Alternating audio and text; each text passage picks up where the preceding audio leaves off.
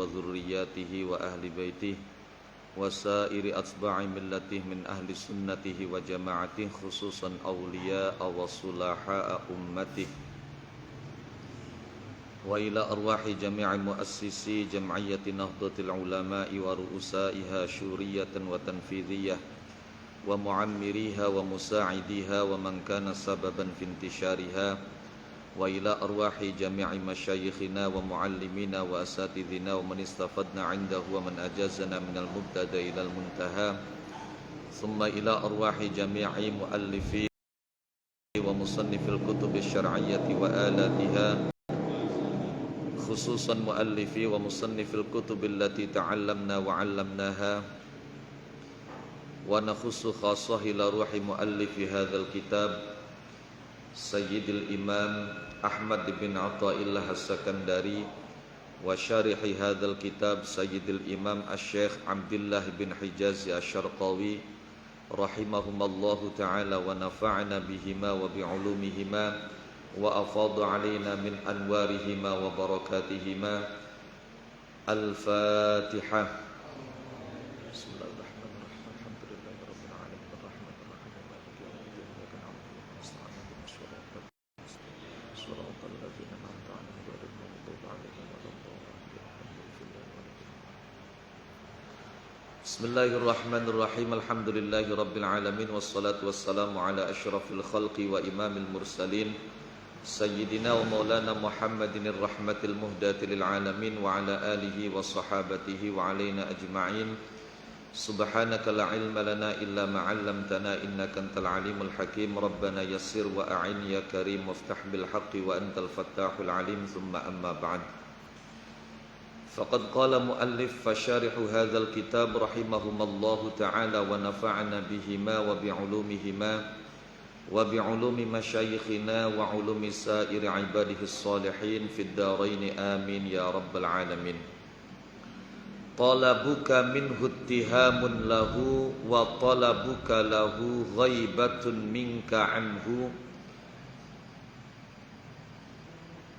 وطلبك لغيره لقلة حيائك منه وطلبك من غيره لوجود بعدك عنه.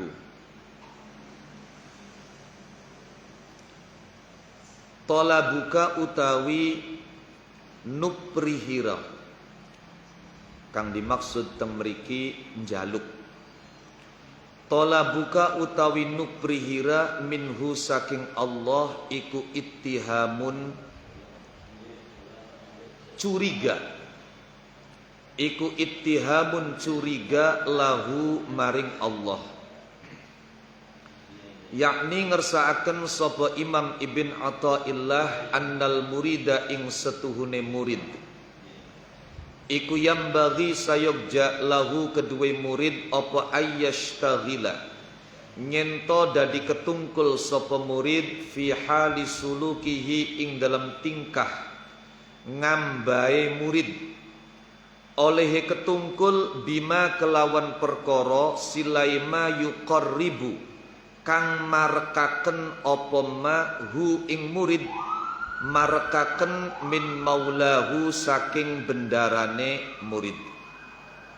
Bayane ma yuqarribuhu min maulah minal a'mali nyatane pira-pira amal as-salihati kang bagus. Wala yushghila lan ora nungkulaken sapa murid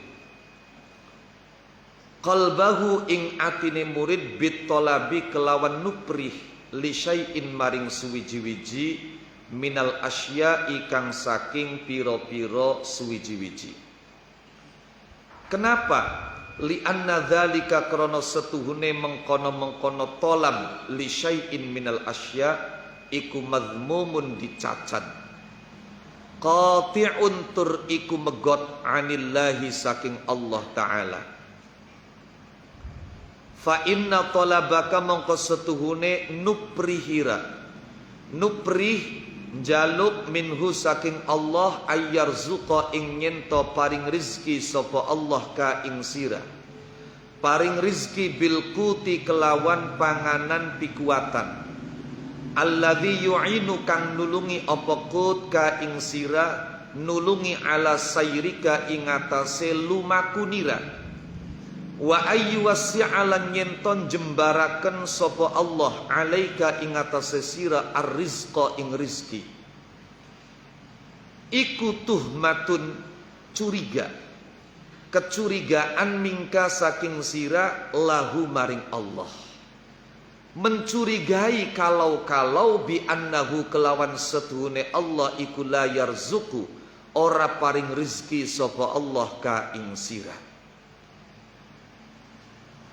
Idlau wathiqta krono lamun percaya sapa sira bihi kelawan Allah fi isali manafi'ihi ing dalam nekaaken pira-pira manfaate Allah ilaika maring sira min ghairi su'alin saking tanpa jejaluk wa tayaqqan talan yakin sapa sira annahu ing setuhune Allah iku alimun zat kang ngerti bihajatika kelawan kebutuhan nira. Bukan cuma mengerti, qadirun tur iku kang kuasa ala isaliha ing atase nekaaken hajat, ala isaliha ing atase nekaaken hajat laka maring sira. Kalau memang kamu yakin seperti itu, tentunya lama tolabta mongko yekti ora nuprih sapa sira minhu saking Allah syai'an ing suwiji-wiji.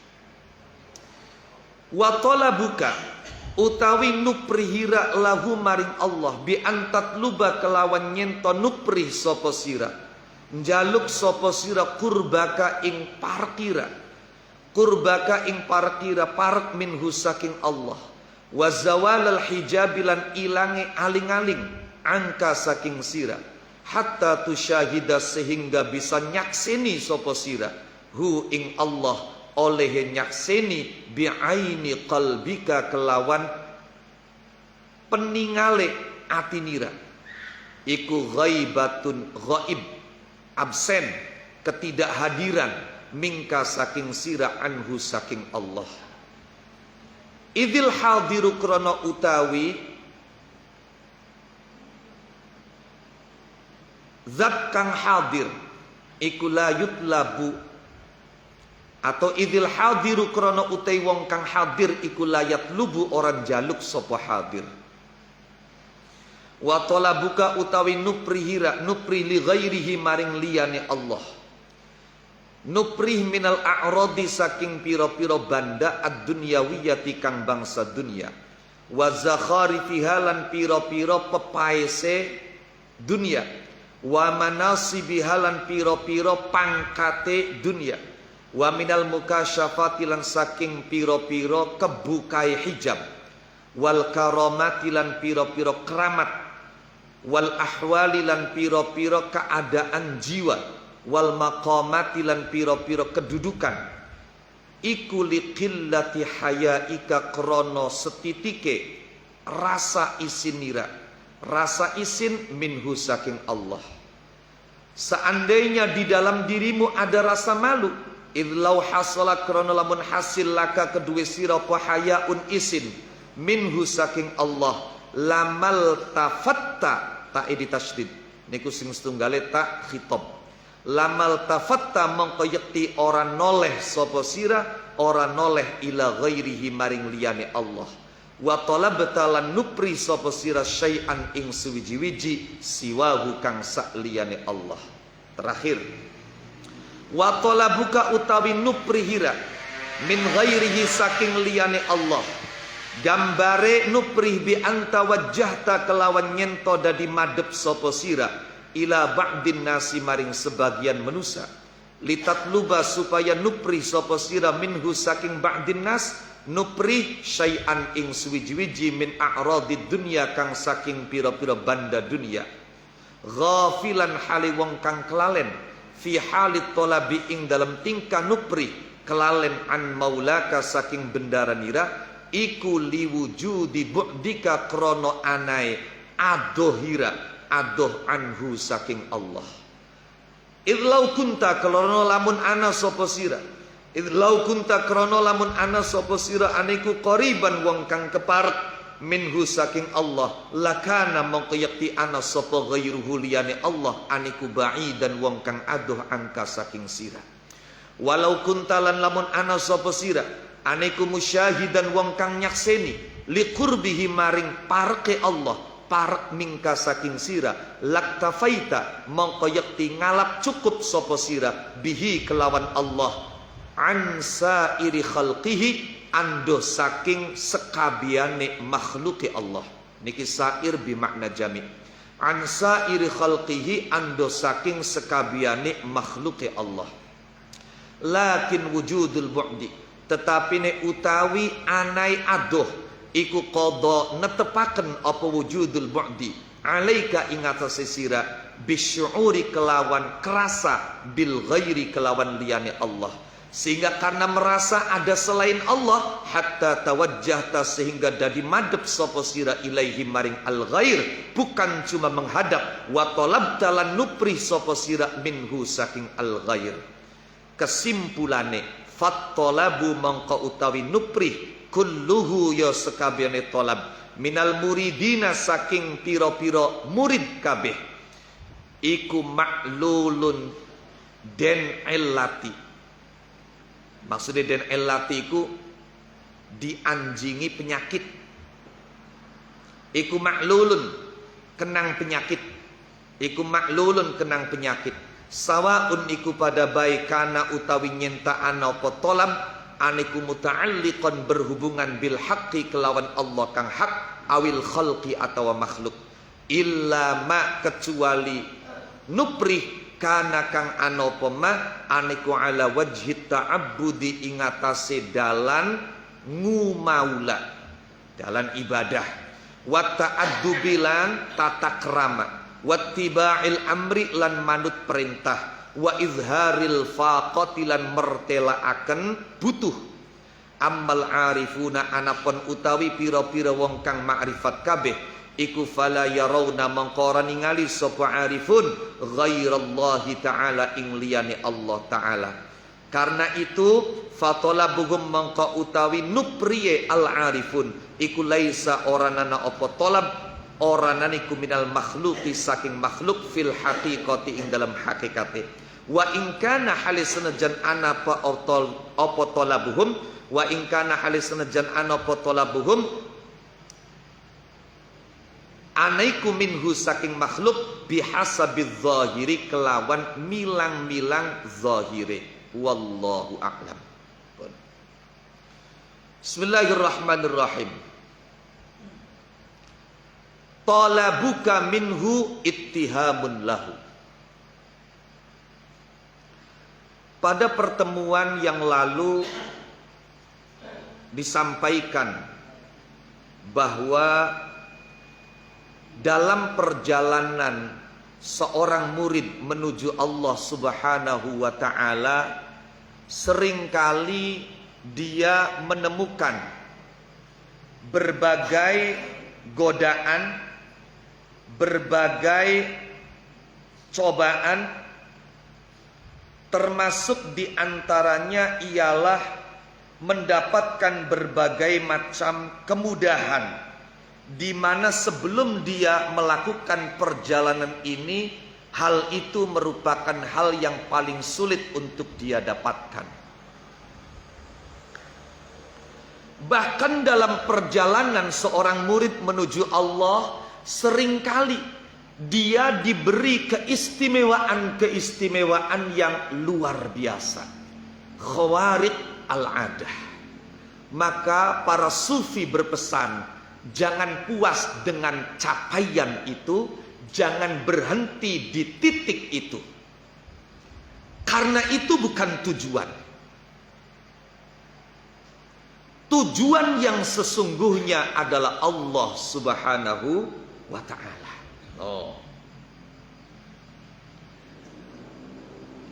Hal-hal yang semacam itu ketika datang sendiri sebagai anugerah dari Allah Subhanahu wa ta'ala, jangan membuat kita tergoda, terpedaya, apalagi sampai merasa puas dan berhenti di titik itu.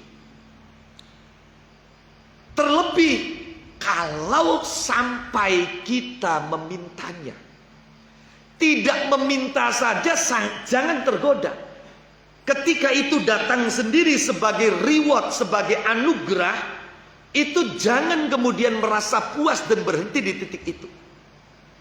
Teka dewek baik aja toli ngerasa puas lan mandek ning kono, apa maning sampai kegoda njaluk karo Allah Subhanahu wa taala. Mungkin karena ndeleng bature, karena ndeleng tanggae, karena ndeleng kenalane, bisa mekanan, bisa mekenen, bisa mekonon. Akhirnya toli kepencut, jaluk karo Gusti Allah. Sebab sebagaimana yang tadi telah dibaca, kesimpulan di akhir dari hikmah ini, bahwa bagaimanapun meminta kepada Allah, memohon kepada Allah bagi seorang murid itu merupakan sesuatu yang tidak baik, sesuatu yang buruk, pertanda bahwa ada virus yang menjangkiti kalbunya. Terkecuali boleh menyampaikan permintaan kepada Allah sekedar dan sebatas karena meminta, berdoa ini bagian dari yang diperintah oleh Allah Subhanahu wa ta'ala. Jadi dalam berdoa seorang murid itu bukan dalam rangka meminta apa yang diingininya, tapi dalam rangka manifestasi perwujudan menjalankan perintah Allah Subhanahu wa taala, wa qala rabbukum ud'uni astajib lakum. Karena begini, dalam keyakinan orang sufi dan sebetulnya dalam keyakinan setiap mukmin mestinya tertanam kuat di dalam hati mereka, Allah Maha melihat, Allah Maha mendengar, Allah Maha mengetahui, Allah Maha kuasa, Allah Maha berkehendak, dan Maha yang lain. Ketika kita punya keinginan, ketika kita punya hajat, ketika kita punya keperluan, pertanyaannya, Allah tahu tidak dengan yang kamu inginkan? Ya tahu. Kenapa? Kamu mesti laporan sama Allah. Apalagi kalau kita melihat fenomena yang ada di tengah masyarakat. Entah karena pengaruh sinetron atau apalah, saya kurang tahu. Karena saya bukan pemerhati sinetron juga. Doa yang sama sekali tidak mengandung adab kepada Allah Subhanahu wa ta'ala. Ya Allah, bukankah selama ini aku sudah menjalankan perintahmu? Ya Allah, bukankah selama ini aku selalu baik dengan setiap orang? Kenapa engkau menimpakan ujian yang begitu berat kepadaku? Aku sudah tidak kuat lagi ya Allah. Anda tahu kalau diri Anda tidak kuat itu dari mana? Seakan-akan kalau mulutnya tidak mengatakan seperti itu, ada kecurigaan Allah tidak tahu, sehingga dia harus melaporkan itu ke Allah. Kembali pada pertanyaan, Allah tahu tidak? Kebutuhanmu, hajatmu, keperluanmu, keinginanmu, tahu. Pertanyaan berikutnya, seandainya Allah itu tahu, maka Allah bisa tidak memenuhi apa yang menjadi kebutuhanmu? Sangat bisa. Kemudian Allah dalam memenuhi dan mengabulkan keinginan kamu, apakah harus melalui prosedur kamu laporan dulu sama Allah? Ataukah Allah berkuasa untuk memenuhi itu tanpa ada pelaporan? Ini tauhid tingkat tinggi. Karena tasawuf itu hakikatnya adalah aplikasi tauhid yang sesungguhnya. Bagaimana mestinya kita, keyakinan kita kepada Allah Subhanahu wa ta'ala.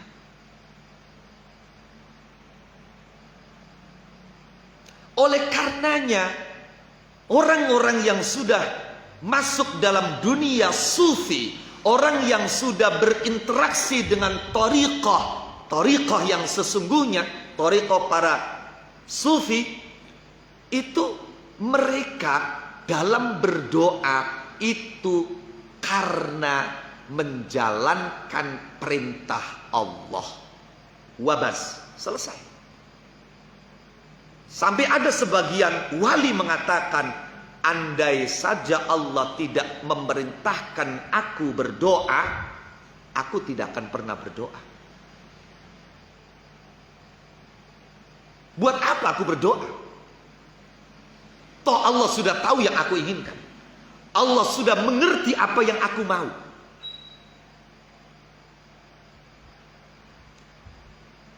Ketika kepercayaan, keyakinan yang dalam bahasa agama disebut dengan at-thiqah betul-betul telah tertanam di dalam hati kita, maka dalam kondisi ini berdoa tidak boleh. Kenapa? Karena itu sama saja dengan mencurigai Allah Subhanahu wa ta'ala. Curiga, kalau kita tidak seperti ini Allah tidak kabulkan. Kalau kita tidak meminta Allah tidak kasih.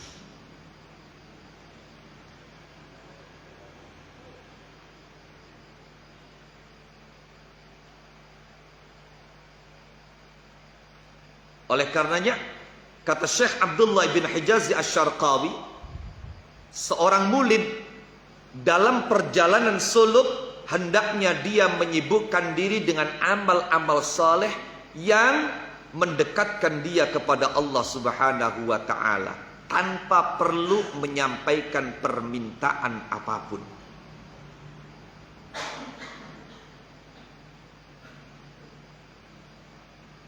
Apalagi misalnya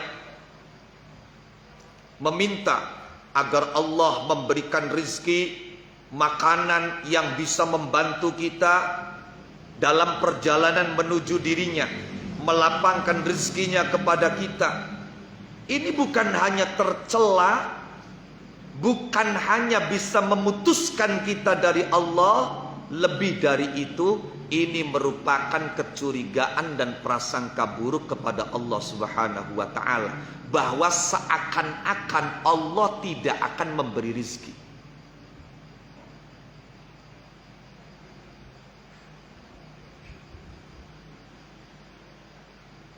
Kalau kita yakin betul bahwa Allah mengerti keperluan kita dan mampu memenuhi keperluan kita, maka kita tidak perlu menyampaikan laporan kepada Allah Subhanahu wa ta'ala. Ki uwong sing ning atiye hale kondisi jiwae wis sampai tekening titik kieu. Jadi ini tidak bisa dipukul rata semua orang. Pada beberapa kesempatan yang sebelumnya ketika kajian Syarah Hikam, Al-Fakir pernah menyampaikan bahwa ada hal dan ada makom. Hal itu muncul dari pengetahuan. Hal itu kondisi jiwa yang masih bisa berubah. Tapi kalau sudah permanen maka itu disebut dengan makom. Saya membuat gambaran, misalnya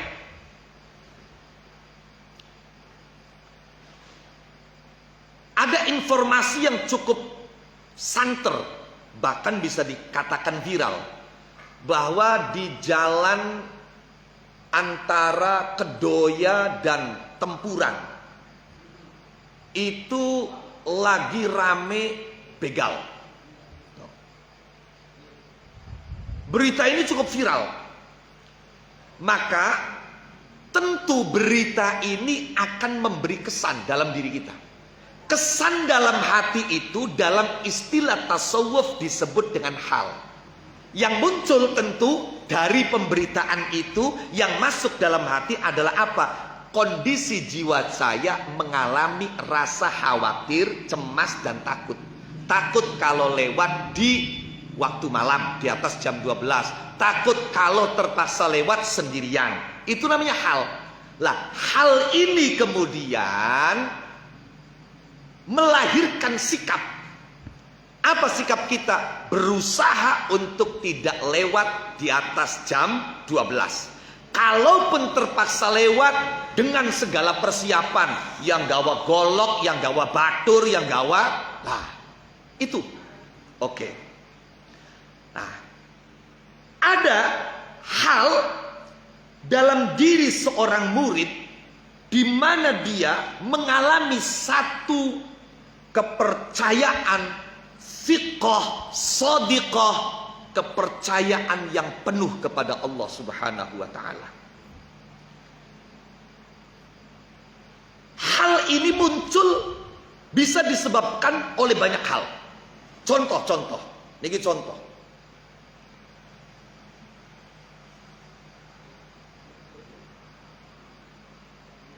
Lamun kanggo level biasa. Level biasa.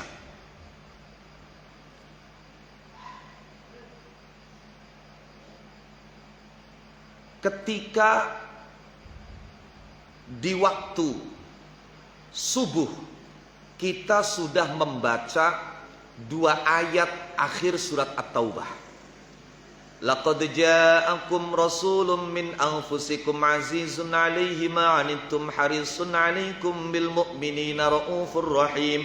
Fa in tawallaw faqul hasbiyallahu la ilaha illahu alaihi tawakkaltu wa huwa rabbul arsyil azim. Ping 7. Tes maghrib wis maca kun ping 7.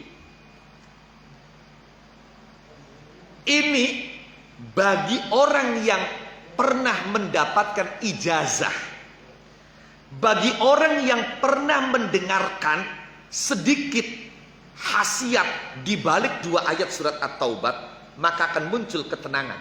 Tenang wis pokoke. Apa? Jari guru kita bakal macakin ping 7 tes maghrib, macakin ping 7 tes subuh, pokoke sedina pun diparingi selamat, ora bakal kenang senjata tajam, ora bakal kenang ini itu dan lain sebagainya. Maka hal ini muncul karena kita membaca itu. Oke. Ana maning kisah menarik. Sahabat Abu Darda radhiyallahu anhu arda. Ini disebutkan di antaranya oleh Al-Imam Abu Hamid Muhammad ibn Muhammad Al-Ghazali At-Tusi dalam kitab masterpiece-nya, karya monumentalnya Ihya Ulumuddin. Saya masih ingat betul karena baru beberapa hari yang lalu saya baca. Nah, setiap hari saya baca Ihya dengan santri setelah baca Syarah Ibnu Aqil. Di bagian akhir juz awal, ketika Imam Ghazali menyebutkan tentang doa-doa, baik itu yang maksur dari Nabi, dari sahabat, maupun doa yang disusun oleh para ulama, para aulia. Lah, ada kisah setelah Rasulullah Sallallahu Alaihi Wasallam sowan ila Rafiqil A'la. Berarti ini eranya sudah era tabi'in. Ada sahabat Nabi yang bernama Abu Darda. Itu didatangi oleh seseorang. Laporan, ya Abu Darda, terjadi kebakaran besar di kampungmu. Apinya begitu besar, menyambar kemana-mana, sampai saat ini belum bisa dipadamkan. Dan saya tadi melihat sudah dekat dengan rumahmu. Mendapat laporan seperti itu, apa jawaban Abu Darda? Kata Abu Darda, tenang saja, nggak akan terjadi apa-apa pada rumah saya. Itu sampai 3 orang memberikan laporan seperti itu. Ya mungkin yang satu temannya, yang satu saudaranya, yang satu tetangganya mungkin. Dikira dia belum mendapatkan laporan. Jawaban Abu Darda begitu santai. Kata Abu Darda, maka liyaf'ala dzalik. Santai saja, rumah saya nggak bakalan kebakar. Setelah 1 jam kemudian, tiba-tiba ketika api itu sudah dekat sekali dengan rumahnya Abu Darda, tiba-tiba tanpa ada hujan, tanpa ada apa-apa, api itu padam seketika. Melihat keajaiban seperti itu, maka orang-orang pun datang pada Abu Darda. Abu Darda katanya, luar biasa, api yang begitu besar menyala-nyala, menyambar-nyambar. Ketika sudah dekat dengan rumahmu, tiba-tiba padam sama sekali. Apa jawaban Tada? Saya sudah tahu. Sampai-sampai orang yang memberikan laporan itu mengatakan, saya bingung, yang lebih menakjubkan perkataanmu yang sekarang atau yang tadi, katanya. Yang tadi kan tenang aja, nggak akan apa-apa. Kenapa? Kan ada hal. Baik. Ada yang lebih dahsyat lagi. Nabiullah Ibrahim alaihissalam, Masya Allah. Beliau ini ulul azmi, Nabi Rasul.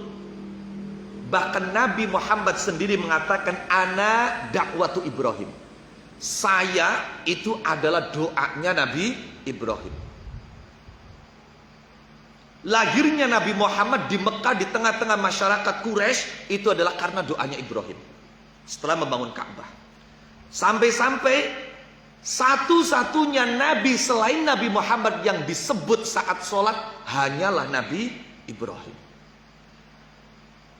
Dan yang tidak kalah dahsyatnya, ketika Nabi Muhammad di Isra Mi'rajkan oleh Allah, berjumpa dengan para nabi di langit ketujuh, berjumpa dengan Nabi Ibrahim. Apa? Nabi Ibrahim memberikan amalan untuk umat Nabi Muhammad, agar umat Nabi Muhammad banyak-banyak membaca la haula wala quwata illa billah. Riwayat lain menyebutkan agar banyak-banyak membaca subhanallah walhamdulillah wala ilaha illallah wallahu akbar.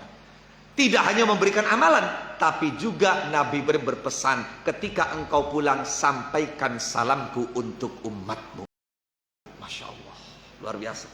Jadi ikatan kita dengan Nabi Ibrahim itu kuat. Itulah kenapa dalam Al-Quran Nabi sendiri diperintah untuk mengikuti Nabi Ibrahim. Summa auhayna ilaika anittabi' millata Ibrahim hanifah.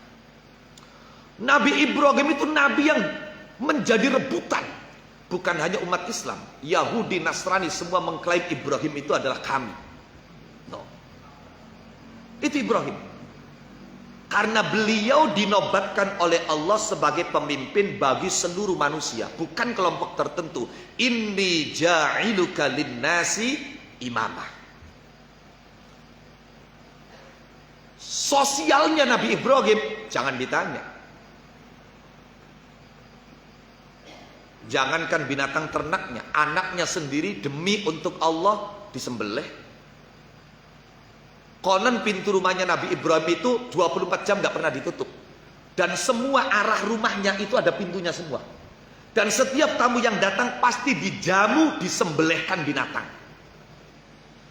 Jadi bisa dikatakan dapurnya Nabi Ibrahim itu gak pernah padam. Karenanya beliau juga dijuluki di samping Khalilullah juga Abu Difan, bapaknya tamu. Masya Allah. Satu ketika ini yang kita sendiri kadang masih berat, tapi kita mesti belajar. Nabi Ibrahim didatangi oleh orang Majusi. Majusi itu penyembah api. Dia sudah seharian tidak makan. Jadi dia datang kepada Nabi Ibrahim, minta jamuan, minta makan. Lah Nabi Ibrahim itu ketika ada orang datang, itu pasti ditanya awalnya, agamamu apa? Kalau dia muslim, dihormati luar biasa. Kambing disembelih, sapi disembelih. Tapi orang ini ketika ditanya, apa agamamu? Dia jawab, saya Majusi. Maka kata Nabi Ibrahim, kamu akan saya jamu istimewa, akan saya kasih makan, boleh kamu bawa pulang, asalkan satu syaratnya, aslim, masuk Islam. Keyakinan itu kan sesuatu yang sudah ada, terpatri dalam jiwa, bukan permainan. Artinya, ya Masya Allah, ajabara akidah lah.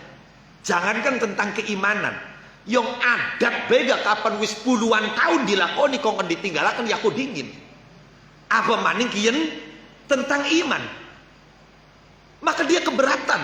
Kalau cuma untuk makan, saya harus berpindah agama. Akhirnya apa? Dengan rasa kecewa, sedih dan menahan lapar, orang ini pulang. Setelah orang itu keluar, Allah langsung menegur Nabi Ibrahim. Masya Allah.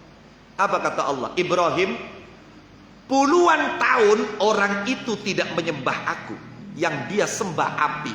Dan puluhan tahun pula aku tetap memberi rizki dan memberi makan kepadanya.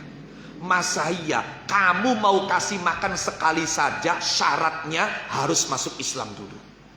Saya kasih makan puluhan tahun gak kasih syarat apa-apa sama dia, kata Allah. Masya Allah, ini teguran yang luar biasa. Teguran yang luar biasa. Akhirnya apa? Ibrahim merasa bersalah. Dia lari mengejar orang itu. Setelah ketemu, kemudian Ibrahim memaksa orang itu mengajak untuk pulang ke rumahnya dan akan dia jamu dengan jamuan istimewa. Orang ini merasa kaget. Bukankah tadi kau menolak saya, wahai Ibrahim, katanya. Iya, saya menolak kamu dan saya salah. Saya langsung ditegur oleh Tuhan saya. Loh, Tuhan kamu menegur kamu gara-gara saya? Iya, gara-gara kamu, katanya. Masya Allah, dia merasa gimana gitu. Akhirnya apa? Karena itulah kemudian akhirnya orang ini masuk Islam tanpa diminta oleh Nabi Ibrahim. Jadi subhanallah gitu loh. Sementara kita itu seringkali melihat banyak kelompok-kelompok yang mengajak kita untuk memusuhi mereka-mereka yang saat ini belum seagama dengan kita. Ainal akhlak. Nah itu. Bukannya mereka simpati, malah mereka akhirnya mendendam. Kapan saja waktunya saya bisa balas dendam. Tapi dengan menampilkan akhlak, justru malah hati mereka bisa kita pikat. Ini. Baik, kembali. Nabi Ibrahim itu dalam sejarah, dan sejarah ini dicatat, didokumentasikan dalam Al-Quran. Ketika ada perayaan besar, itu Nabi Ibrahim tidak ikut orang-orang, dia malah menghancurkan berhala-berhala yang disembah oleh kaumnya. Illa kabiral lahum, kecuali berhala yang paling besar. Nah, melihat itu raja marah, Namrud. Akhirnya apa? Bertanya, siapa kira-kira yang melakukan ini? Setelah itu kemudian ada orang mengatakan, qalu sami'na fatay yadhkuruhum yuqalu lahu Ibrahim. Kata orang-orang, raja, kami mendengar ada seorang pemuda namanya Ibrahim, itu mengkritik habis-habisan berhala ini, mengkomentari buruk berhala ini yang disembah. Akhirnya ya sudah, dugaan kuat atau tuduhan itu terarah kepada Ibrahim. Panggil Nabi Ibrahim. Singkat cerita, ini panjang ceritanya, Nabi Ibrahim akhirnya dieksekusi. Eksekusinya beliau dibakar. Kayu yang digunakan untuk membakar Nabi Ibrahim itu dikumpulkan bareng-bareng selama 1 minggu. Kita bisa bayangkan betapa besarnya nyala api itu. Sampai-sampai semua kitab tafsir menjelaskan Nabi Ibrahim dibakar di situ itu menggunakan minjanik, al-qadhuf, yaitu alat pelempar. Karena kalau mendekat panasnya luar biasa, dari jauh, jarak sekian ratus meter, Nabi Ibrahim diikat kemudian dilempar dari situ dan jatuh di kobaran api. Ketika Nabi Ibrahim dalam kondisi seperti itu, malaikat Jibril datang. Apa kata malaikat Jibril? Ibrahim, apa yang kau mau, apa yang kau inginkan, apa yang kau butuhkan, katakan. Apa jawaban Ibrahim? Amalaka falah. Kalau butuh sama kamu, sama sekali tidak. Masya Allah. Optimisme, afiqah, kepercayaannya, keyakinannya. Amalaka falah. Kalau sama kamu saya tidak butuh. Akhirnya kata Jibril, terus kamu butuhnya sama siapa? Amma ilallah fabala. Kalau sama Allah, iya saya butuh.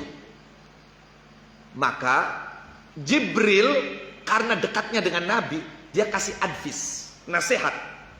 Idan fas'alillah. Ya sudah, kalau memang kamu butuhnya sama Allah, tidak butuh sama saya nggak tersinggung. Sekarang minta sama Allah. Dinasihati agar Nabi Ibrahim meminta sama Allah. Lawang butuhnya sama Allah. Ketika itu apa jawaban Nabi Ibrahim?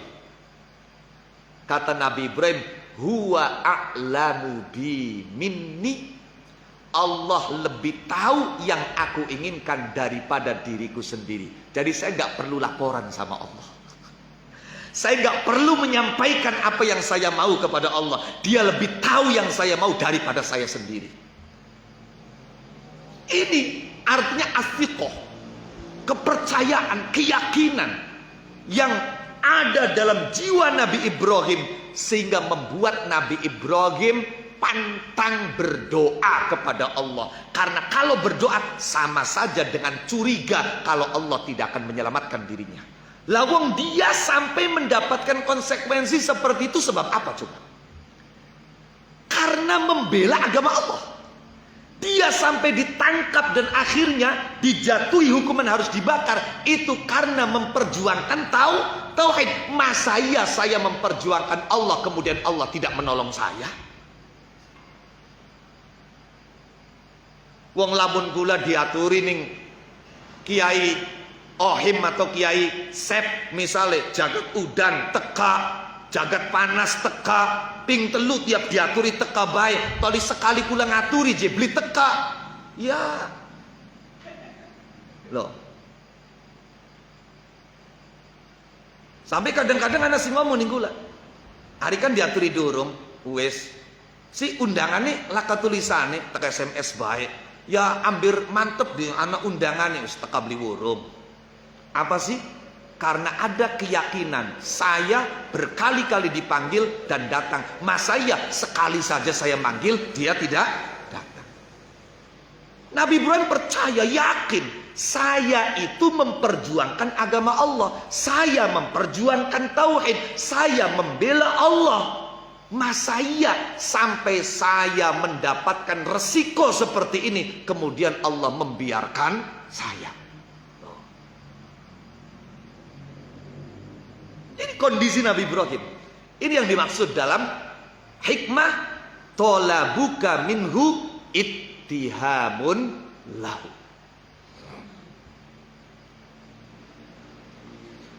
Wa tolabuka lahu ghaibatun minka anhu. Permohonanmu kepadanya, misalnya kita minta agar dekat dengan Allah, agar hilang hijab dari hati kita sehingga kita bisa musyahadah, menyaksikan Allah Subhanahu wa ta'ala dengan mata hati kita.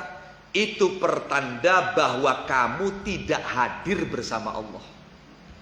Kalau kamu ada hadir bersama Allah, ngapain mesti minta?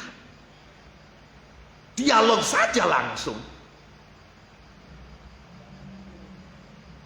Itu Masya Allah, ini luar biasa.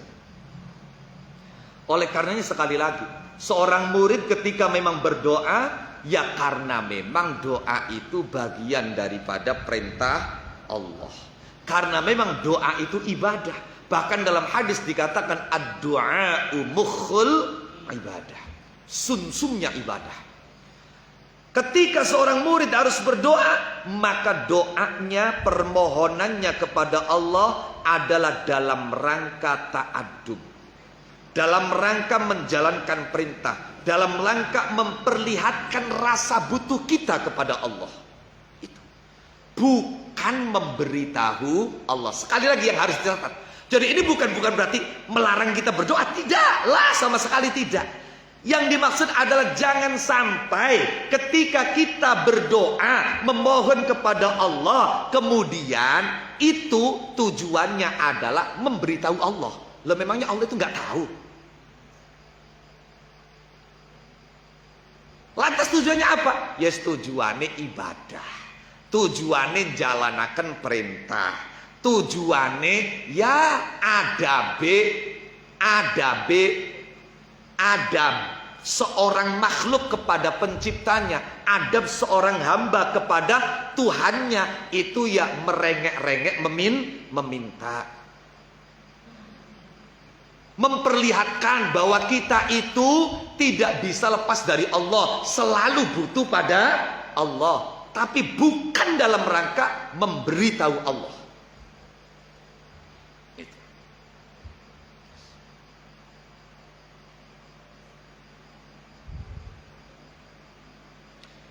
Makanya orang-orang sufi itu kalau berdoa kemudian doanya tidak dikabulkan, itu mereka paling anti dengan merasa galau dan sedih. Itu orang sufi. Bahkan sebagian dari mereka justru kalau dikabulkan itu senangnya sekali. Tapi kalau tidak terkabul senangnya 10 kali. Dikabulkan senang sekali karena keinginannya dipenuhi. Ketika tidak dikabulkan, waduh, ini berarti dia semakin yakin Allah itu tidak bisa saya intervensi. Tidak bisa saya sogok, tidak bisa saya Nah itu berarti Tuhan itu betul-betul Tuhan. Itu Sayyidina Ali mengatakan seperti itu. Kata Sayyidina Ali, "Araftu Rabbi binaqdil azaim." Saya mengenal Tuhan itu karena keinginan-keinginan saya yang saya usahakan dengan tekad yang kuat, itu semua tidak tercapai. Akhirnya saya kenal Tuhan saya. Oh ya, betul-betul Tuhan. Lah kalau selalu menuruti keinginan saya, itu yang jadi Tuhan itu siapa sebetulnya? Nah, itu kan seperti itu nanti. Lah iya. Setitik jaluk dituruti, jalukin dituruti, jaluk dituruti. Itu di sini dari pangeran ini siapa? No. Masa pangeranku kanggo kongkon-kongkonan di sirah, bae konon. Lah kan gon.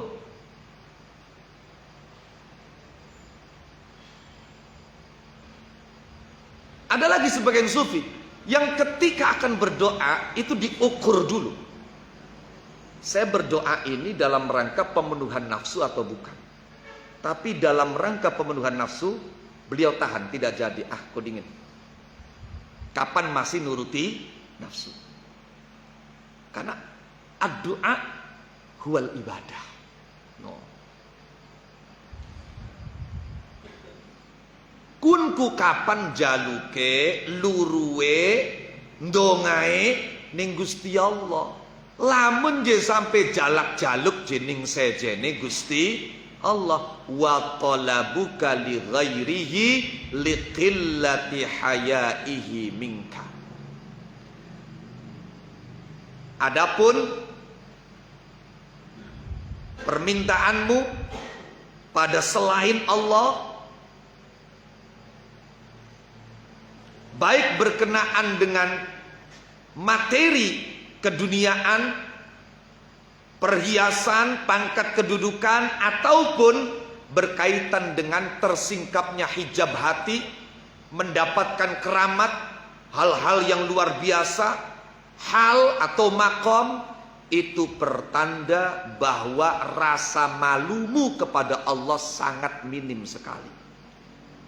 Ya coba, seandainya kita malu, punya rasa malu kepada Allah, kita tahu Allah itu mampu segala-galanya, berkuasa segala-galanya. Tentu kita akan malu untuk meminta kepada selain Allah. Wis contoh gampangnya, kula duwe wong tua. Wong tua kula ku ya pinter, ya sugih, ya pangkate dhuwur, ya duwe segala-gala. Apa kang dadi kepengenane kula iku kabeh bisa dicukupi ning wong tua. Kira-kira kemudian kalau kita punya keperluan dan meminta bantuan orang lain, malu atau tidak? Malu kan? Ana wong bapane alim beli gila-gila. Ana beli kira-kira misalnya ning desa Duku Puntang atau ning Cengkowak misalnya. Ana wong tua alim bisa ngaji. Loh iya kan? Lah toli tiba-tiba anak kepengen bisa ngaji, ngajinya ning Tajuk Sejen. Orang ning tajuke bapaknya dewek, isin lu kan di sini. Nggak, artinya dalam level yang lebih tinggi pun seperti itu.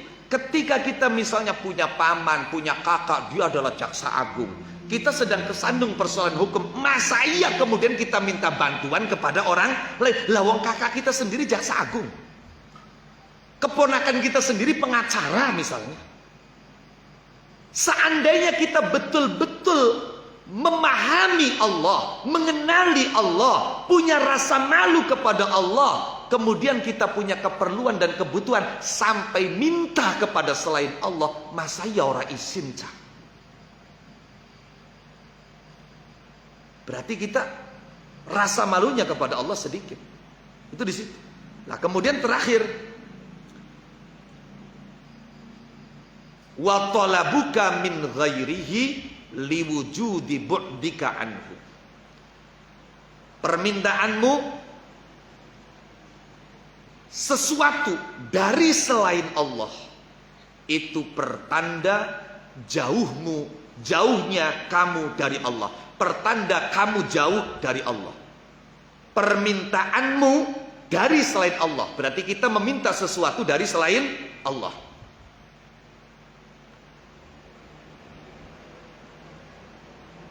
Kalau tadi meminta pada selain Allah, kalau ini meminta sesuatu dari selain Allah,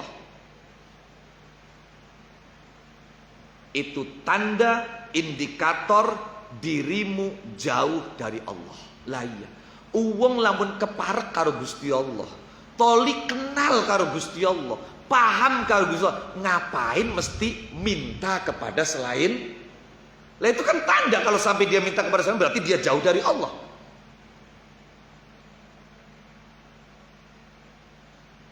Misalnya, saya kenal baik dengan Pak Gubernur. Ada satu keperluan yang bisa dipenuhi oleh gubernur, dan saya kenal baik. Tentu saya akan minta langsung pada gubernur. Tapi mereka yang tidak kenal gubernur, jauh hubungannya dari gubernur, tentu dia akan meminta kepada selain gubernur yang dia anggap punya kedekatan dengan gubernur. Maka meminta sesuatu dari selain Allah itu tanda kita jauh dari Allah Subhanahu wa ta'ala. Seandainya kita dekat dari Allah, kenapa kita meminta dari selain Allah? Seandainya kita bisa menyaksikan kedekatan Allah dengan kita, tentu ini membuat kita merasa cukup dengan Allah untuk segala-galanya.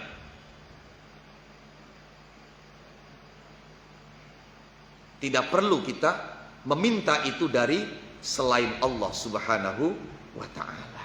No.